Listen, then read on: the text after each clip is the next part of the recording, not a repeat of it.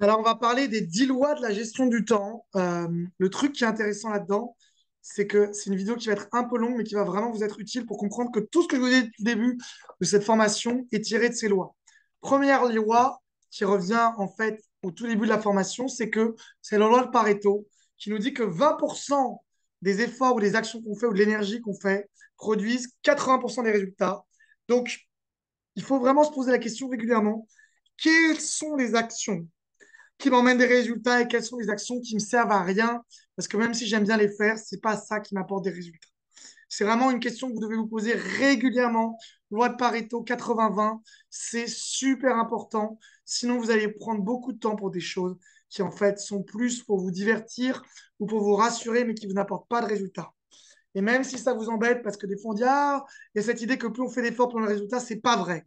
L'idée, c'est de comprendre quelles sont les actions les plus rapides et les plus efficaces en fonction d'un objectif qu'on s'est fixé. Des actions sans objectif, c'est de la perte de temps. L'idée, c'est de savoir des actions, mais pour aller vers où, en fait. Et c'est là où il y a toujours cette notion de pourquoi on agit. Agir pour agir ne sert à rien, à part donner ce faux sentiment de satisfaction d'avoir agi, mais la question, c'est quelles sont les actions qui nous emmènent des résultats. Loi de Parkinson. Si vous ne mettez pas de deadline, vous allez passer beaucoup de temps pour faire des choses que vous pourriez faire en plus petit temps. Je me rappelle que la première fois où j'ai vu ça, je me suis dit, en une semaine, je crée une formation en ligne. Et j'ai créé en une semaine toute une formation. Et du coup, maintenant, je sais qu'on n'a pas besoin de 5 mois ou de 4 mois pour créer une formation. Il suffit juste de se donner une deadline. Et en fait, après, on se donne les moyens pour arriver en fonction de notre fin. J'ai voulu faire un marathon. Je me suis donné 3 mois. Et en 3 mois, je me suis mis à un entraînement intensif qui m'a permis de réussir en 3 mois le marathon. Donc, c'est à partir du moment où on a une date de fin, c'est un peu comme quand vous étiez plus jeune, eh bien, vous révisiez la veille de votre examen. Eh bien, plus vous avancez rapidement vers vos objectifs, c'est parce que vous avez une date de fin. Si vous n'avez pas une date de fin, vous allez procrastiner, vous allez remettre à plus tard.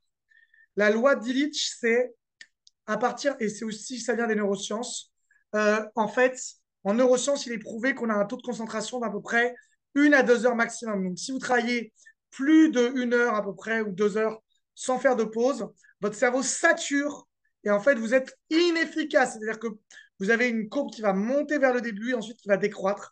Donc, il est super important de faire des pauses régulières, au moins une fois toutes les heures ou des heures.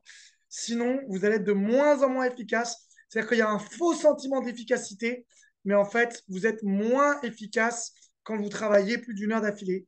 Donc, je vous conseille de toutes les heures faire une petite pause, un café, aller vous promener. Et attention, les pauses en regardant des vidéos sur YouTube ou sur Facebook, c'est des fausses pauses. Votre cerveau ne se détend pas en regardant des vidéos et du contenu, il se détend en se faisant chier. C'est-à-dire qu'il faut apprendre à se faire chier bien comme il faut. Et ça veut dire quoi, apprendre à se faire chier bien comme il faut? C'est comme au moment où vous faites rien, c'est-à-dire vous vous baladez, vous vous mettez en pause, vous vous mettez sur votre canapé. C'est là où votre cerveau développe sa créativité, son imagination et récupère. Donc, tant que vous stimulez votre cerveau avec des vidéos YouTube, des trucs comme ça, il ne fait pas de la récupération.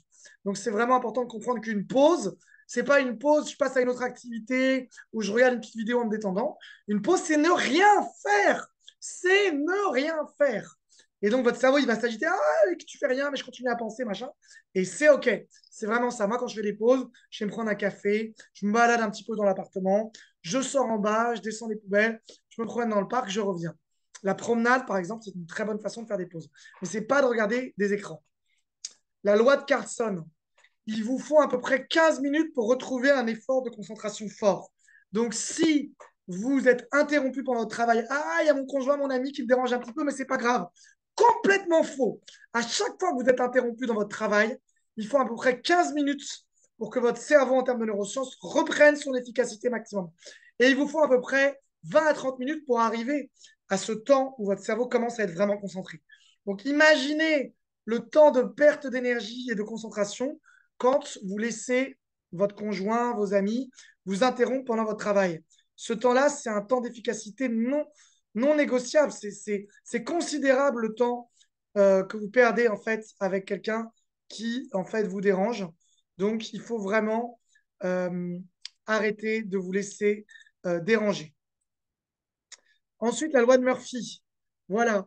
il faut accepter que dans la vie, il y aura tôt ou tard des problèmes. Donc, si par exemple, il y a des gens qui n'achètent pas un appel de vente ou des gens qui vous insultent quand vous faites des posts, ça arrivera tôt ou tard.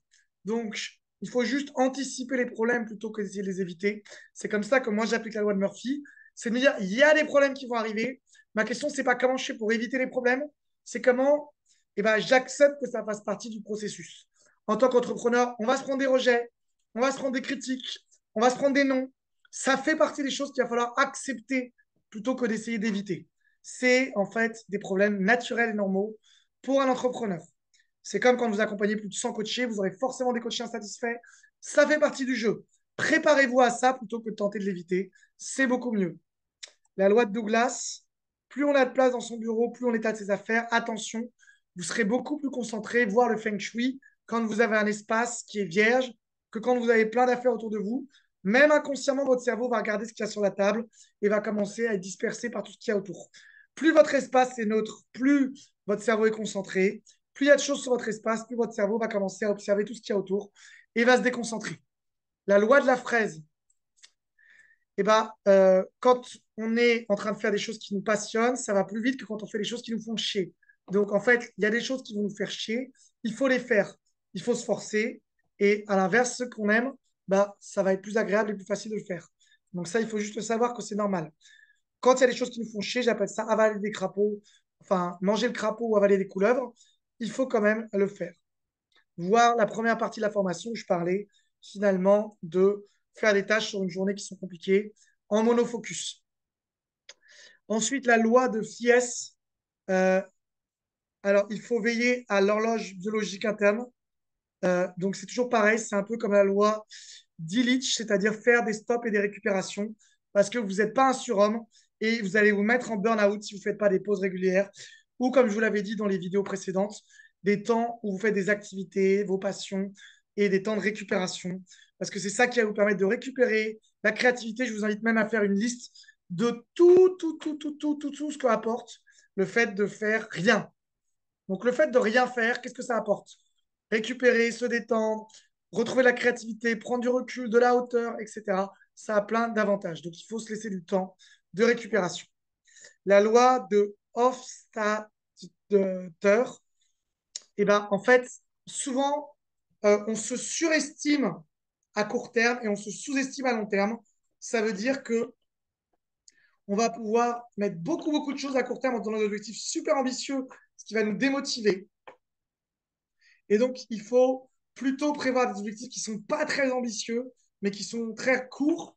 Et comme ça, on agit vite avec des objectifs qui ne sont pas très ambitieux et on fait plus que ce qui était prévu que de se faire des objectifs extrêmement ambitieux qui vont nous démotiver et se donner trop de charge de travail. On a déjà parlé, c'est ce que j'appelle l'éléphant. C'est des objectifs trop grands. Faire un site internet, c'est trop grand. Alors que si vous donnez un tout petit truc comme chercher pendant 10 minutes sur internet ou une demi-heure quelles sont les plateformes pour faire un site internet, ça va, c'est pas trop compliqué. La loi de Laborit, c'est voilà, en fait, il y a des choses qu'on veut éviter à faire parce que c'est des trucs qui nous font chier. Et donc, du coup, on va toujours les repousser. Prospecter, on va repousser. Faire des posts, on va repousser. Contacter des gens pour leur proposer notre offre, on va repousser. Pourtant, tout ce qui nous fait peur et qui nous fait chier, notre cerveau, en fait, est programmé pour aller sur la loi du moindre effort, on pourrait appeler ça aussi. C'est-à-dire que notre cerveau est feignant. Il va toujours aller là où il y a le moins d'efforts et le moins de douleur possible. Or, en fait, souvent, les actions qui vont vous apporter des résultats, c'est celles qui demandent des efforts et des fois aussi la possibilité de se faire rejeter, comme poster ou critiquer. Poster, ça vous inviter peut-être à vous faire critiquer. Proposer à des gens de faire un appel de vente, peut-être qu'ils vont dire non. Contacter des gens que vous ne connaissez pas, peut-être qu'ils n'accepteront pas. Proposer votre offre, peut-être que vous allez vous prendre des noms. Donc en fait, tout ça, c'est des choses que vous allez procrastiner et vous allez mettre autre chose à la place. Ayez conscience de ça, parce que souvent, eh bien, en fait, ce qui est le plus important, on le remet à plus tard, alors que c'est l'action la plus importante pour finalement avoir des résultats. Et vous allez faire tout sauf ça, c'est-à-dire prendre un café, discuter avec un pote. Donc, ayez bien conscience de cette loi de Laborit ou la loi du moindre effort. Donc, il faut vous poser maintenant, si on reprend toutes ces lois, les questions régulièrement de quelle est l'action la plus rapide et qui demande le moins d'efforts, loi de Pareto, pour atteindre le résultat que je veux. Peut-être qu'elle demande pas trop d'efforts, mais surtout, elle demande de dépasser vos peurs. C'est contacter des gens et leur proposer votre offre. Quelles sont les actions qui permettent de réussir plus rapidement Bah, prendre votre téléphone et contacter tout le monde pour leur dire que vous avez une offre d'accompagnement. Comment raccourcir une deadline? Est-ce que vous avez une deadline quand vous mettez un objectif? Est-ce que vous avez des objectifs? Est-ce que ces objectifs seront traduits en actions? Est-ce que ces actions ont une deadline? Sans deadline, on n'avance pas. Est-ce que vous prenez des temps de pause quand vous travaillez jusqu'à saturer et ensuite vous êtes en burn-out? Comment vous arrivez à vous couper des distractions? On va en reparler de ça. Et les distractions, c'est aussi votre entourage qui vous appelle. Est-ce que vous coupez votre téléphone, vous mettez en mode avion? Est-ce que vous répondez toujours à votre conjoint, à vos amis quand ils répondent, quand ils vous appellent, quand ils vous proposent des choses? Est-ce que vous savez dire non ou stop? Est-ce que votre espace de travail vous permet de vous concentrer ou est-ce que c'est un capharnaüm avec des objets partout? Est-ce que vous faites des activités ou des actions que vous aimez pour que, en fait, vous ayez aussi quelque chose qui fait du sens? Est-ce que vous remettez du sens aussi à vos actions en marquant 50 bénéfices à faire des choses que vous n'aimez pas, bénéfices à moyen long terme, parce qu'à court terme, c'est désagréable, mais à moyen long terme, ça va vous changer votre vie. Rappelez-vous qu'on surestime, on se surestime toujours à court terme et on se sous-estime toujours à long terme. Donc prenez des habitudes régulièrement et vous verrez que vous atteindrez, en faisant des petites actions tous les jours, plus vite vos résultats que prévus, plutôt que de donner des objectifs incroyables que vous n'allez pas faire et qui, va vous démotiver, et qui vont vous démotiver. Les débutants ont des objectifs, les experts ont des habitudes. Excusez-moi pour la faute d'orthographe, je vous remets finalement la slide. Hop. Les débutants, les débutants, c'est ici. Hop. Les débutants ont ONT, des objectifs avec un S ici, et les experts ont des habitudes. Donc prenez des habitudes, super important. Voilà, prenez des habitudes. Mangez le crapaud, avalez des couleuvres. Observez que derrière les tâches que vous procrastinez, il y a une peur cachée et que si vous dépassez cette peur et que vous mettez 50 raisons de faire l'action qui vous fait chier, 50 bénéfices à faire cette action que vous procrastinez qui vous fait peur, vous verrez du coup que finalement elle vous embête, mais que si vous la faites, ça va vraiment changer votre vie.